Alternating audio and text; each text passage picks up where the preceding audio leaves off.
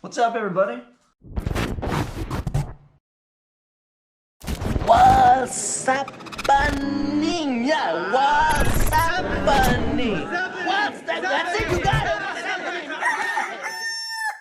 What is up, everybody? My name is Dane Thompson. You're watching What's Happening? This is a weekly episode series where I catch you guys up to speed. We recap the videos that I made. We fill in the blanks for the upcoming videos and what you can expect on the channel. And like today, we got some special stuff going on, so I can talk about it. I'm not trying to work on stuff and then bang you over the head with info. We'll just beat you up with information. So first and foremost, I got my little list as usual. I want to talk about the cups for kids. So, trash falling down. This is the third year in a row. Second year I worked with OG. Last year they had a bottle that was cool. The year before I think I did custom. Maybe this is the fourth year. Hell, I don't even know. Anyways, this is a new product they have out. It's called the Chug. It has a screw-on lid. And I had a cup. Everybody wanted the cups and tumblers again. But this is the double wall stainless. So this will keep things hot and cold. It's got the screw-on lid. So even if you dropped it, it's not going to break. And the cup that I have for a sample this year is a plastic liner. And those lids always wear out and the little pop tab thing breaks. At least if you get this thing and you get it painted, yeah, you're going to scratch it up, but it's still going to be good to go. You know, if it was a cup and the thing breaks and the lid doesn't work, now it's kind of a waste. So we're going with these. It is on burndownmerch.com. So pretty much how this works, just to explain it, because I know a lot of people don't want to go and read how it works. They're all pre-ordered. They come silver based. This is going to be the color of the logo. I put a stencil over that. I airbrush shadowing on that. We put candy over the top of the whole deal, peel it, and then I clear coat it. So it's a tri-stage paint job on a cup that I hand make the labels. I'll help you with artwork. You got to keep it simple. That's why I told everybody black and white is kind of the best. If you got like some full color artwork going on, I got to break it down into simple. So think vinyl stickers. Anything a vinyl sticker, like a plotter, can make, I can use that as a stencil, and then I come and hand airbrush these things. So they usually turn out phenomenal. They make great gifts. And then on top of these, I have a program that I was calling Cups for Kids. And then what happened is this kind of morphed together. So I was just calling the whole program Cups for Kids. And Bob, the RJB wood turner, actually emailed me. We went back and forth, and he was talking about Cups for Kids, and I thought it was a great program. And then I was sitting there thinking, I was like, man, that sounds misleading, because I was selling these for profit, and then I was doing the auction cups and donating 100% of that for the kids. And that was part of the program, because I have to do everything at the same time because it's painting. And I thought about it, and I figured, you know what? Every single cup that I sell, I'm going to donate a couple dollars off of. And then I'm still going to do the special auction cups, which may be full color. Last year I did some full color Uncle Gus cups. I may do that again this year. We'll see how we go. But those are auctioned, and then 100% of that will go to the kids. And then the monies I raise off of selling these, I will put a couple bucks from each one on top of that pool, and we will pull it all together, and we are going to have an awesome time this year.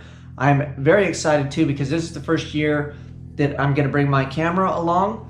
YouTube is now my biggest social media platform. It was always my intention to grow YouTube, but YouTube is hard. So thank you to everybody that is a part of this. It's bigger than my Instagram, Facebook. I think it's bigger than my Instagram, Facebook combined at this point. Although I'm shooting for 3,000. If we can get 3,000 subs by the end of the year, that would be killer. But since this is my largest platform, I want to reach out to you guys and just explain it a little bit better. So go check it out, burndownmerch.com. I'll put the link up. You know, the little box that pops up, and you can click on it. So that is Cups for Kids in a nutshell. That's going to be a lot of fun. So go check it out. Go buy a cup. Go buy 10 of them. Go buy 100. Actually, don't, because I can't physically do 100. But, you know, whatever you can afford. And orders have already started rolling in too. So thank you, everybody that has ordered a cup already. And then obviously, if you follow me on Instagram on here, I'm going to keep everybody apprised. Like when we're going, I'll have a table with them, and then I'll show you guys kind of on the camera. But well, maybe I can't. I don't want to ruin Christmas gifts. So we'll figure that out. But I will keep you posted. Anyways, back to the list. So that was the most important thing I feel for this video. Although I had one video this week, which was me installing a trans brake. I followed Matt Happel's diagram that he put up. It was actually a lot more straightforward and simple than I thought, other than adding to my rat's nest of wiring I've kind of accumulated on my car. So we'll address that one of these days. But at this point, the thing is kind of ready to go, but kind of not. It is SEMA week. Pretty much everybody on my social media feed, plus a lot of my friends, are all in Vegas at SEMA, and I am still here working. So that means I don't have my buddy here to even think of welding the cage up, so I could even ask him to do it if I wanted to.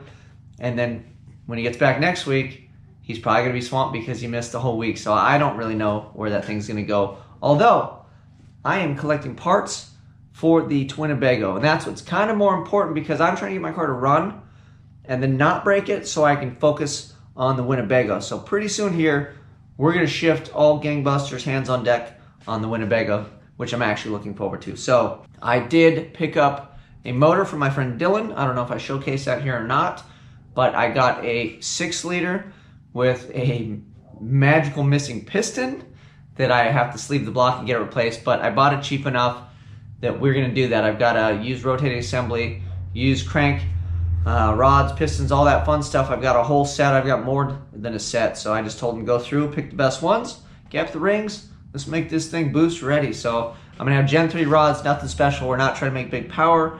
We're just trying to motor on down the road and get that beast over to Vegas. So I've got that. I have a line on a transmission, 4080E. So I'm hoping that comes through. So if that comes through, that gives me my short block and then my transmission. I know I can get heads and start collecting the other pieces and parts, but for the main part, I'd like to get the long block of transmission because that's what needs to go into the coach, and then we'll just build on it from there. So I'm hoping it's not terribly difficult. I built enough crap at this point in my career that I think I can pull it off fairly easily, other than it's kind of a weird spot. I can't move it, so I'm gonna have to drag all my stuff to work on it and then drag it all back, so that's kind of a pain. And but it's pretty basic. I mean, we're just gonna make it run and drive. So I know I'm gonna eat those words later, but we're gonna find out. So that is it. We are collecting parts. I've got a new fuel pump for the Malibu because my initial thought was, hey, let's just buy a bigger fuel pump for the Malibu and bigger injectors, and then put that stuff in the Winnebago. And then I kind of just started researching and realized I don't need a 4301 in my Winnebago. So I have one. I'm probably going to shelf it and just leave it as a backup for the Malibu. I got a used 4303, which is the big brother to the pump that I already have. And then I'm going to upgrade the injectors, so the injectors out of the Malibu will make their way into the Winnebago, which are 80-pounders. And then we're going to go bigger on the Malibu. So next season, we're going to do a different combination on the Malibu, whether it's a big single, probably twins, just because a lot of the cheap and the easiest way to get into the sport of turboing is like a big monster single. They make big power, they work, it's one wastegate. I get all that, but I've never had two. I've already had one, and if we're gonna upgrade, I think maybe two small ones. So I'll have a twin turbo Winnebago, twin turbo Malibu, and that sounds kind of nifty.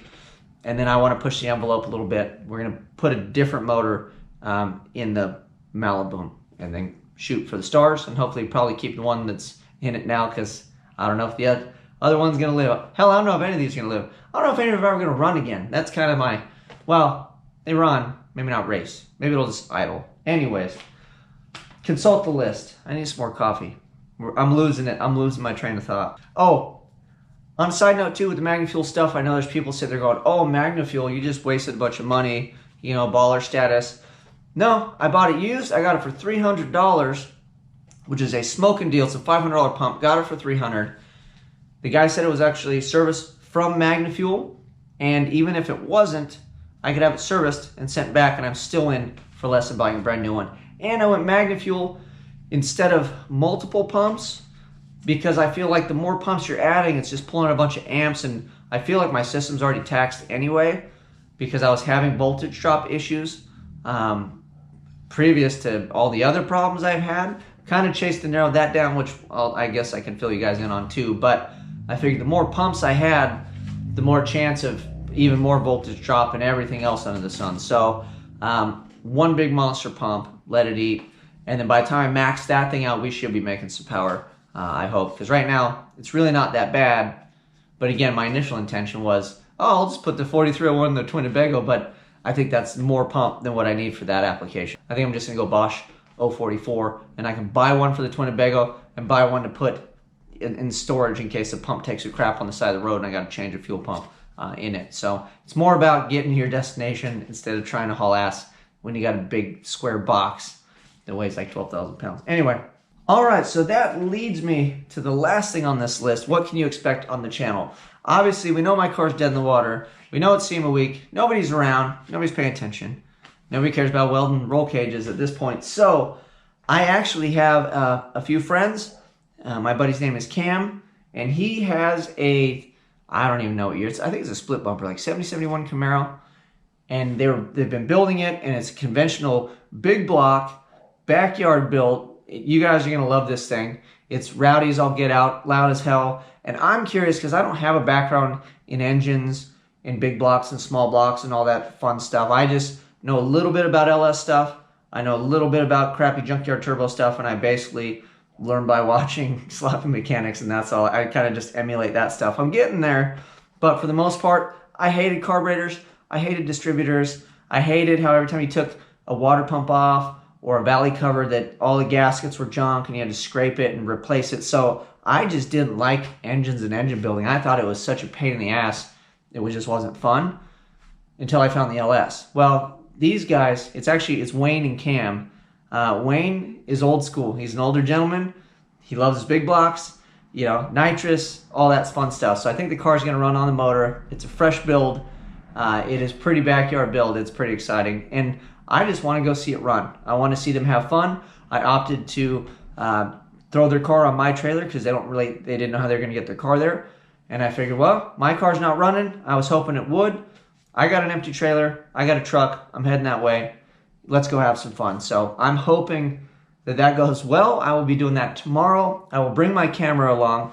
I'll be back at the track, filming other people, having a good time, as usual. But I'm actually looking forward to it. I'm excited. Any day at the track, I don't care. I mean, I like to be in the driver's seat more than anything, but if I can't, the next best thing is to be out there cheering somebody on that I know. Also, in other news, I'm really looking at the GoPro Max when I kind of get my crap together and hopefully save up a few pennies, because I think that the 360 video would be just killer on the inside of the car. So I'm hoping that I can get that done before we go to Tucson or race, because I'd love to have some really cool footage, because that's pretty much my next big event. So at this point, I'm kind of giving up hope of really testing and shaking the car down and having it run for a while.